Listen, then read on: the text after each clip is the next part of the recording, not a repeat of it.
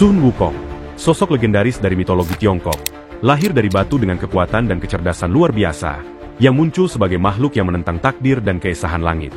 Kepopulerannya tak terbantahkan, menjadikannya salah satu sosok yang menginspirasi berbagai media, dari film, game, hingga anime, menegaskan bahwa legendanya tidak hanya abadi dalam mitologi semata.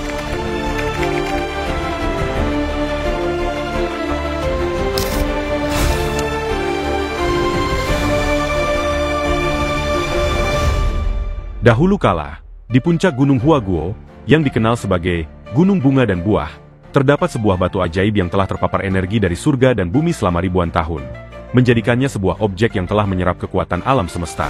Kombinasi energi dari 5 elemen, seperti tanah, air, api, kayu, dan logam, serta pengaruh kosmik, membuat batu tersebut hidup.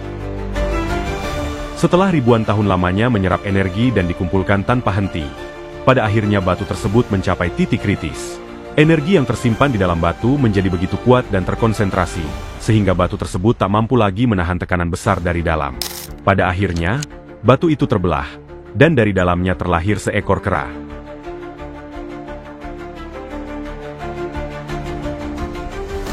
Sesaat setelah keluar dari batu tersebut, ia perlahan membuka matanya, dan sinar emas yang terpancar dari matanya menembus langit, menciptakan cahaya yang begitu kuat hingga mencapai hayangan.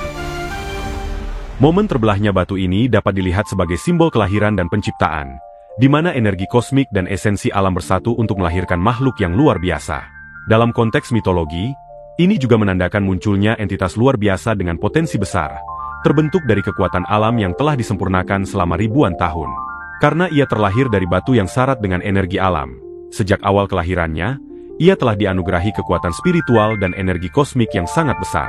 Hal ini mencerminkan pandangan Taoisme tentang harmoni antara makhluk dan alam semesta, di mana ia adalah manifestasi dari energi alami yang telah mencapai kesempurnaan.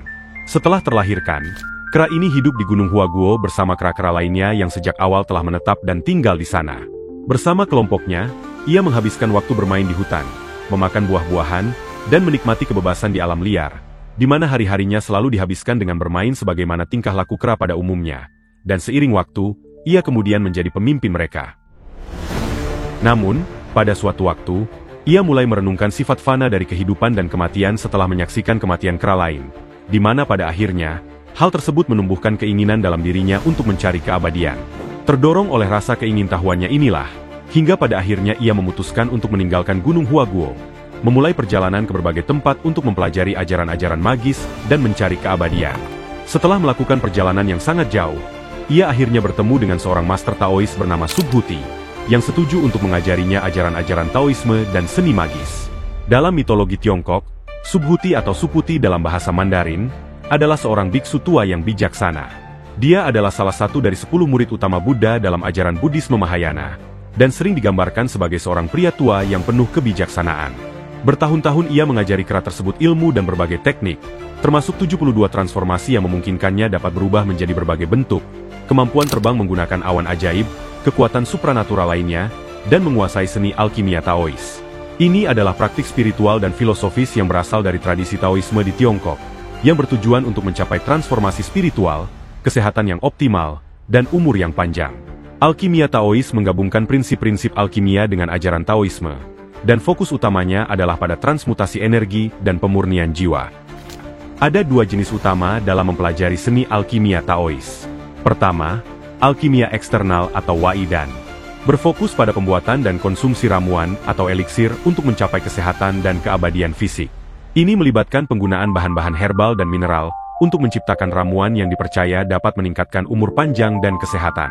Beberapa aspek dari alkimia eksternal, seperti menggunakan bahan-bahan alkimia yang dianggap memiliki sifat-sifat khusus untuk menciptakan ramuan yang dapat memperpanjang umur. Mengumpulkan bahan-bahan alam yang dianggap memiliki energi penyembuhan, seperti ginseng, jamur lingzi, dan batu-batuan tertentu. Kedua, alkimia internal atau Neidan. Alkimia internal berfokus pada transformasi batin dan spiritual melalui latihan tubuh, meditasi, dan teknik pernapasan.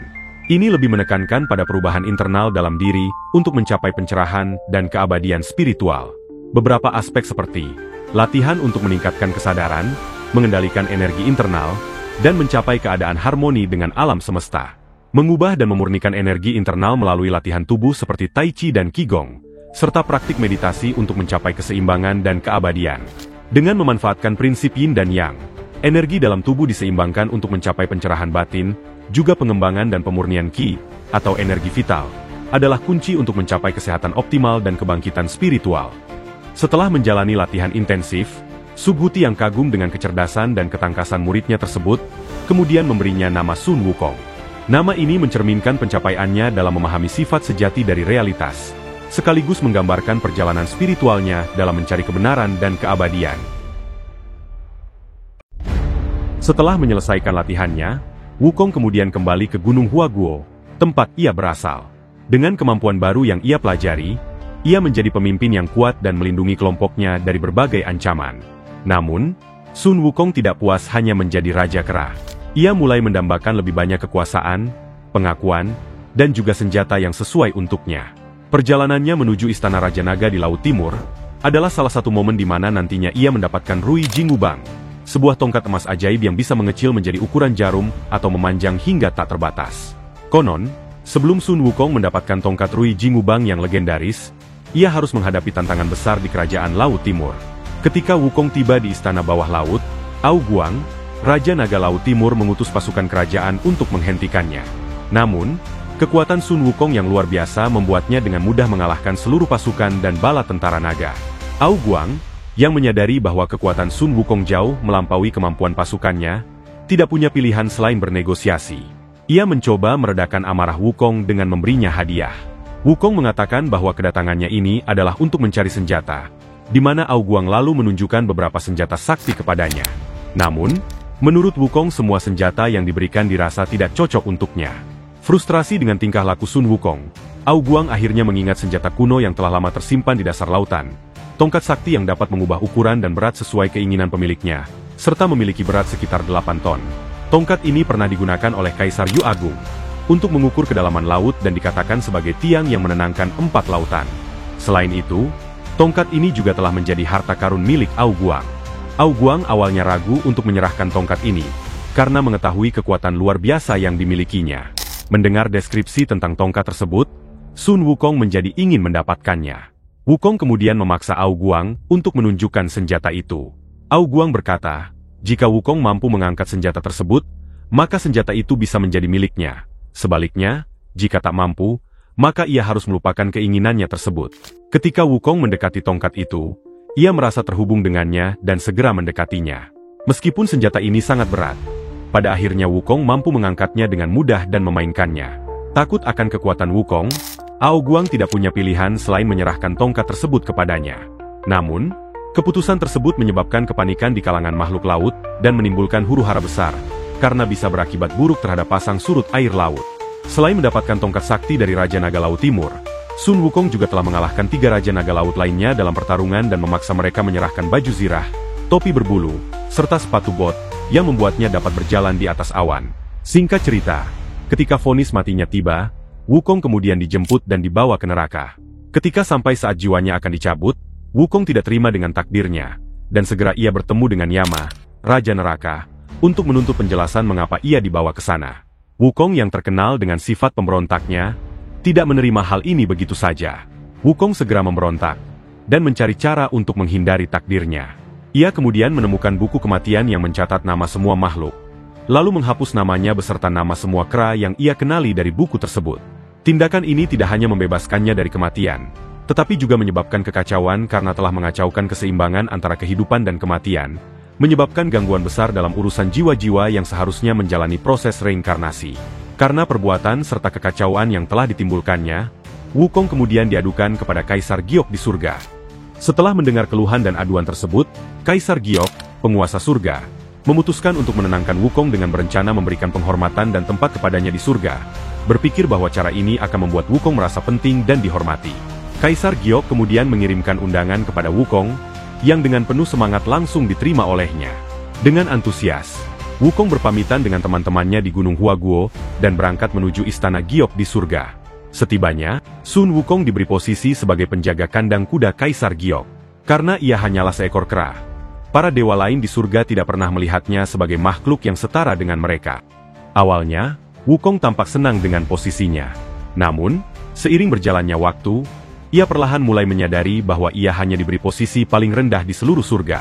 Kekecewaan dan kemarahannya semakin memuncak ketika ia menyadari bahwa posisi ini hanyalah tipu muslihat untuk meredam ambisinya.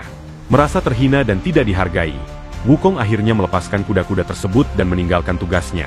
Kemudian turun kembali ke Gunung Huaguo.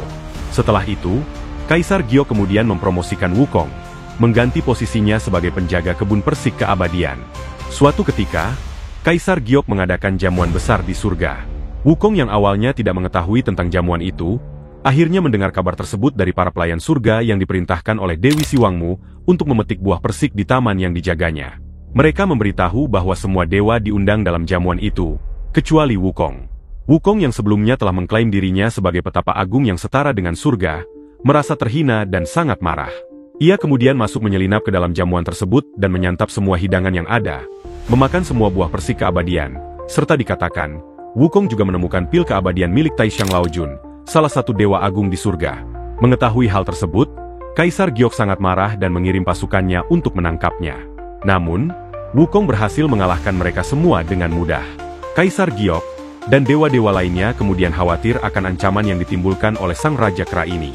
Akibat dari tindakannya yang telah memakan seluruh buah persik keabadian dan merusak tatanan surga, mereka kemudian memutuskan untuk menangkap dan menghukumnya. Wukong akhirnya berhasil ditangkap oleh pasukan surga yang dipimpin oleh Erlang Shen, dewa perang dengan mata ketiga.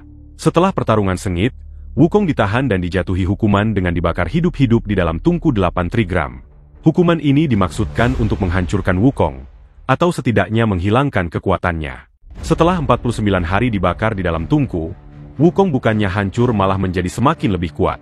Api yang seharusnya menghancurkannya, justru mengubah matanya menjadi mata api emas, yang membuatnya mampu melihat melalui ilusi dan kabut.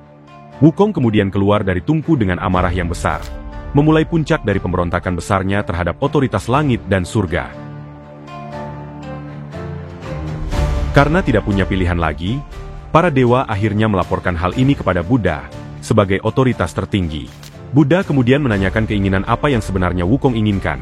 Sun Wukong kemudian mengatakan bahwa ia menginginkan posisi tertinggi di langit, karena merasa reputasi dan kekuatan yang ia miliki sudah sangat pantas untuk dirinya berada di posisi tersebut. Mendengar keinginan tersebut, Buddha kemudian menantangnya. Jika ia mampu lepas dari telapak tangan sang Buddha, maka keinginannya tersebut akan langsung dikabulkan. Mendengar tantangan itu, Wukong merasa sangat senang dan percaya diri, yakin bahwa hal tersebut akan mudah baginya. Tanpa menunggu lama, ia segera melompat sejauh mungkin hingga tiba di depan 5 pilar yang diakininya sebagai ujung alam semesta. Merasa bahwa ia telah berhasil menyelesaikan tantangan dari Buddha, Wukong menandai pilar-pilar tersebut dengan namanya, dan bahkan mengencinginya sebagai bentuk kepuasan. Setelah itu, ia bersiap untuk kembali. Namun betapa terkejutnya ketika menyadari bahwa tempat di mana ia berpijak ternyata masih berada di atas telapak tangan Buddha. Pilar-pilar yang ia tandai tadi ternyata tak lain adalah jari-jari tangan sang Buddha itu sendiri. Sadar bahwa ia telah kalah dalam tantangan, Wukong berusaha untuk melarikan diri. Namun, sebelum ia sempat kabur, Buddha dengan cepat membalikan telapak tangannya, yang seketika berubah menjadi gunung batu. Wukong pun terkurung di bawah gunung tersebut selama 500 tahun, hingga akhirnya ia ditemukan oleh seorang biksu pengembara, yang kemudian membebaskannya. Bersama 2 makhluk lainnya, Wukong memulai perjalanannya menemani sang biksu dalam percarian kitab suci, sebagaimana yang diceritakan di dalam novel Perjalanan ke Barat.